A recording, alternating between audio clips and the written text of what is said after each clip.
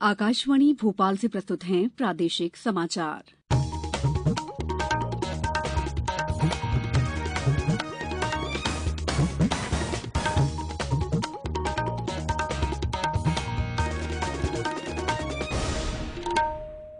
नमस्कार, समाचारों के साथ मैं दीपा सिंह।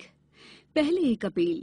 कोविड मरीजों की संख्या फिर से बढ़ रही है, इसलिए सभी श्रोताओं से अपील है कि कोई भी कोताही न बरतें, सभी सुरक्षा उपायों का पालन करें और 45 साल से ऊपर के सभी लोग बेहिचक टीका लगवाएं, सुरक्षित रहें और इन आसान उपायों का पालन करें।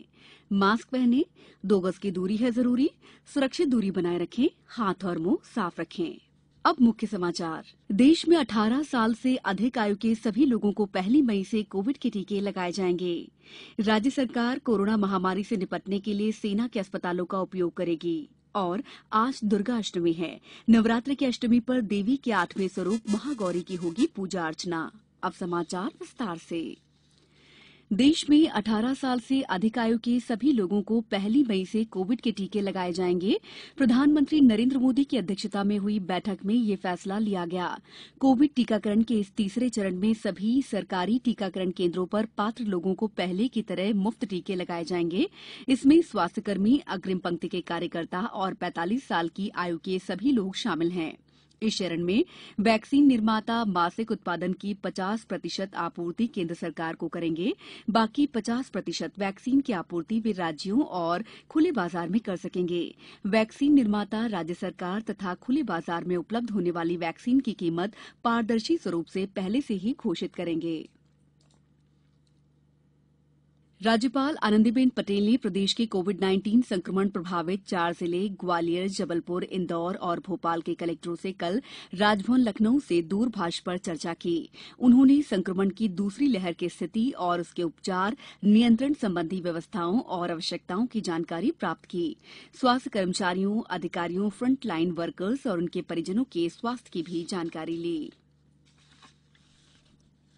प्रदेश के सभी पात्र निर्धन उपभोक्ताओं को उचित मूल्य की दुकानों से एक साथ 3 माह का राशन निःशुल्क मिलेगा। राशन वितरण के अंतर्गत पात्र परिवारों को माह अप्रैल, मई और जून का राशन निःशुल्क एक मुश्त अप्रैल में प्रदान किया जाएगा। जिन हितग्राहियों ने अप्रैल और मई का राशन प्राप्त कर लिया है, उन्हें माह जून का राशन निःशुल्क प्रदान किया जाएगा। वृद्धजनों और निःशक्त हितग्राहियों को उचित मूल्य की दुकान से आशीर्वाद योजना के अंतर्गत राशन उनके घर तक पहुंचाए जाने की व्यवस्था की गई है। समाचारों में वक्त है ब्रेक का। कोविड-19 से बचाव और सुरक्षित रहने के 3 उपाय।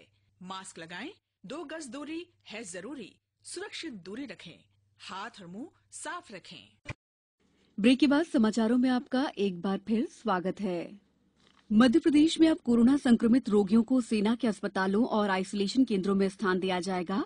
सुदर्शन चक्र कोर कमांडर अतुल्य सोलंकी और ब्रिगेडियर आशुतोष शुक्ला ने मुख्यमंत्री शिवराज सिंह चौहान से मुलाकात में कल ये जानकारी दी। मुख्यमंत्री ने कल ही केंद्रीय रक्षा मंत्री राजनाथ सिंह से भी सेना से सहयोग करने के संबंध में चर्चा की थी। संभवतः देश में पहली बार किसी राज्य सरकार ने कोरोना महामारी से निपटने के लिए सेना के संसाधनों का इस्तेमाल शुरू किया है। पेश है एक रिपोर्ट। सेना के अस्पतालों में भोपाल में लगभग 150, जबलपुर में 100 तथा सागर और ग्वालियर में 40-40 आइसोलेशन बेड की व्यवस्था के लिए प्रयास किए जा रहे हैं। सुदर्शन चक्र कोर के अधिकारियों ने कोरोना मरीजों की समुचित देखभाल के लिए पैरामेडिकल स्टाफ उपलब्ध कराने की पहल भी की है। मुख्यमंत्री शिवराज सिंह चौहान ने भी कल केंद्रीय रक्षा मंत्री राजनाथ सिंह से सेना से सहयोग लेने के संबंध में चर्चा की थी। उधर राज्य सरकार ने प्रदेश के सभी पात्र निर्धन उपभोक्ताओं को उचित मूल्य की दुकानों से एक साथ 3 माह का राशन निःशुल्क देने का फैसला लिया है। इसके तहत इन परिवारों को अप्रैल, मई और जून का राशन अप्रैल में ही एक मुश्त प्रदान किया जाएगा। मध्य प्रदेश में बीते 24 घंटों में कोविड-19 के 12,897 मामले दर्ज किए गए हैं, जबकि 6,836 मरीज संक्रमण से उबरकर स्वस्थ हो गए हैं। संजीव शर्मा, आकाशवाणी समाचार, भोपाल। रिटायर्ड शिक्षक मोहनलाल खत्री ने आमजनों से अपील की है कि वे कोविड संक्रमण से बचाव और उसके फैलाव को रोकने के लिए कोविड का टीका अवश्य लगवाएं। मेरी उम्र जो है 84 साल है और मैंने 13 तारीख को जो है टीका लगवाया और आज 28 दिन मेरे को हो गए और मैं आम जनता से, देश की और प्रदेश की जनता से अपील करता हूँ कि आप सभी जो है इस कोरोना का टीका लगवाने में जो है गवर्नमेंट का साथ दें। शक्ति की आराधना के पर्व नवरात्रि की आज अष्टमी है। आज देवी के 8वें स्वरूप महागौरी की पूजा अर्चना की जाती है। इस अवसर पर श्रद्धालु देवी की विशेष पूजा अर्चना और हवन करेंगे। कई स्थानों पर कन्याओं को भोजन भी कराया जाएगा। कई श्रद्धालु आज महागौरी और देवी के सिद्धिदात्री स्वरूप के पूजन के बाद व्रत का पारायण भी करेंगे।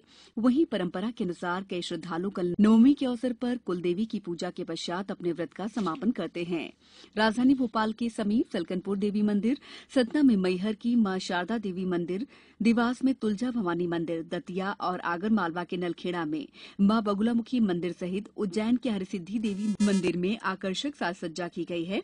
सभी देवी मंदिरों में केवल पुजारी पूजा अर्चना कर सकेंगे। कल ही भगवान श्रीराम के प्राकट्य उत्सव के रूप में श्री रामनवमी मनाई जाएगी। कोविड के दिशा निर्देशों को देखते हुए देवी मंदिरों में श्रद्धालु पूजा अर्चना नहीं कर सकेंगे। साथ ही भंडारों और कन्या भोज के आयोजन भी नहीं होंगे। श्री रामनवमी को चल समारोह आदि भी नहीं निकाले जा सकेंगे। आईपीएल क्रिकेट में कल चेन्नई सुपर किंग्स ने राजस्थान रॉयल्स को 45 रन से हरा दिया। मुंबई के वानखेड़े स्टेडियम में पहली बल्लेबाजी करते हुए चेन्नई ने निर्धारित 20 ओवर में 9 विकेट पर 188 रन बनाए थे। राजस्थान की ओर से चेतन सकरिया ने 3 और क्रिस मॉरिस ने 2 विकेट लिए। लक्ष्य का पीछा करते हुए राजस्थान रॉयल्स 20 ओवर में 9 विकेट पर 143 रन ही बना सकी। जोस बटलर ने सर्वाधिक 35 गेंद में 49 रन बनाए। चेन्नई के मोइन अली ने 7 रन देकर 3 विकेट लिए। उन्हें मैन ऑफ द मैच घोषित किया गया। आज दिल्ली कैपिटल्स का सामना मुंबई इंडियंस से होगा। ये मैच शाम 7:30 बजे चेन्नई के एमए चिदम्बरम स्टेडियम में खेला जाएगा। देश में अब तक 12 करोड़ 38 लाख से अधिक कोविड के टीके लगाए जा चुके हैं। केंद्रीय स्वास्थ्य मंत्रालय ने कहा है कि पिछले 24 घंटों के दौरान 12,30,000 टीके लगाए गए। इस बीच कल 2,73,810 नए संक्रमित मामलों की पुष्टि हुई है। इसे मिलाकर देश में संक्रमित लोगों की संख्या बढ़कर 1 करोड़ 50 लाख से अधिक हो गई है। अब कुछ समाचार संक्षेप में। आगर मालवा में सांसद महेंद्र सिंह सोलंकी ने कल जिला अस्पताल का निरीक्षण कर अस्पताल की व्यवस्थाओं का जायजा लिया। झाबुआ में कलेक्टर सोमेश मिश्रा ने चिकित्सालय का निरीक्षण कर कोविड-19 के लिए पर्याप्त मात्रा में ऑक्सीजन, बेड और दवाइयों की व्यवस्थाओं की जानकारी ली।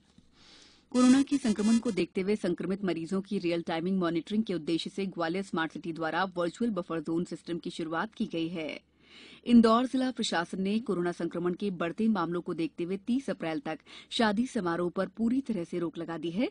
कलेक्टर मनीष सिंह ने कहा है कि ये प्रतिबंध जनता के हित में है। अंत में मुख्य समाचार एक बार फिर। देश में 18 साल से अधिक आयु के सभी लोगों को 1 मई से कोविड के टीके लगाए जाएंगे। राज्य सरकार कोरोना महामारी से निपटने के लिए सेना के अस्पतालों का उपयोग करेगी। और आज दुर्गा अष्टमी है। नवरात्रि की अष्टमी पर देवी के 8वें स्वरूप महागौरी की होगी पूजा अर्चना। बुलेटिन के अंत में आप सभी से एक अपील, मास्क और 2 गज की दूरी, हाथ धोना भी है जरूरी। नमस्कार।